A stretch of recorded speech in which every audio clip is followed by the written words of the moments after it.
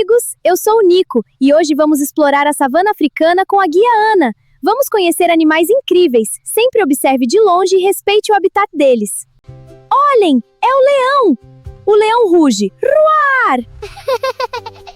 Curiosidade: o leão é o rei da savana e dorme muito de dia. Um elefante! Ele faz bru com a tromba. Curiosidade: elefantes usam a tromba para beber e abraçar a família. Uau, que legal! Isso mesmo, Nico! A girafa?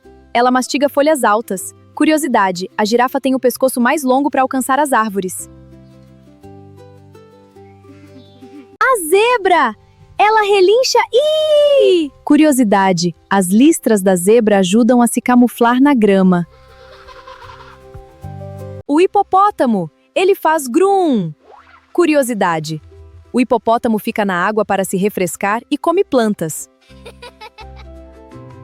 O macaco! Ele grita ui ui ui! Curiosidade: macacos são espertos, brincalhões e vivem em grupos. A savana é um lugar maravilhoso, cheio de grama alta, árvores e animais que vivem em harmonia.